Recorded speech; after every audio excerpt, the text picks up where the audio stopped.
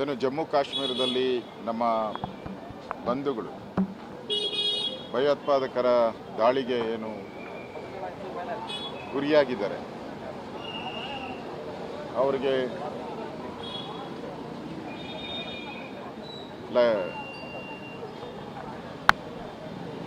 ದೀಪವನ್ನು ಹಚ್ಚೋ ಮುಖಾಂತರ ಅವ್ರಿಗೆ ನಾವು ಶ್ರದ್ಧಾಂಜಲಿಯನ್ನು ಅರ್ಪಿಸಿದ್ದೀರಿ.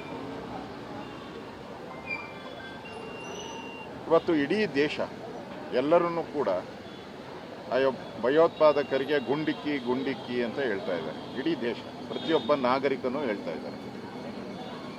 ಆದರೆ ಕೆಲವರು ಮಾತ್ರ ಇದು ಭದ್ರತಾ ವೈಫಲ್ಯ ಅಂತ ಕೆಲವರು ಹೇಳ್ತಾ ಇದ್ದಾರೆ. ಕೆಲವರು 370 ಆರ್ಟಿಕಲ್ ತೆಗೆದಿದ್ದು ತಪ್ಪು ಅನ್ನೋ ಭಾವನೆಯಿಂದ ಹೇಳ್ತಾ ಇದ್ದಾರೆ. ಇನ್ನು ಹಿಂದುತ್ವ ಹಿಂದೂ ಅಂತ ಹೇಳಿದ್ದು ತಪ್ಪು ಅಂತ ಹೇಳಿ ಕೆಲವರು ಹೇಳ್ತಾ ಇರೋದು. ನಾನು ಅವ್ರಿಗೆಲ್ಲರೂ ಕೇಳಕ್ಕೆ ಇಷ್ಟಪಡ್ತಾ ಇದ್ದೀನಿ. ಹಾಗಾದರೆ 370 ಆರ್ಟಿಕಲ್ಲು ಜಮ್ಮು ಕಾಶ್ಮೀರ ಭಾರತದ್ದು ಅಂತ ಹೇಳಿದ್ದು ತಪ್ಪ? ಮಾತಾಡಬೇಕಾದ್ರೆ ಜ್ಞಾನ ಇಟ್ಕೊಂಡು ಮಾತಾಡಿ. ಜಮ್ಮು ಕಾಶ್ಮೀರ ಭಾರತದ ಭಾಗ ಅಂತ ಹೇಳಿದ್ದು ತಪ್ಪ?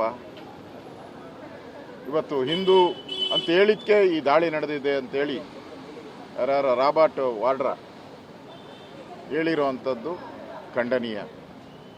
ಈಗ ಆಫ್ಘಾನಿಸ್ತಾನದಲ್ಲಿ ಲಕ್ಷಾಂತರ ಜನ ಮುಸ್ಲಿಮರನ್ನೇ ಕೊಲೆ ಮಾಡಾಕಿದಾರಲ್ಲ ಭಯೋತ್ಪಾದಕರು. ಅವರೇನು ಹಿಂದೂ ಅಂತ ಹೇಳಿದ್ರ?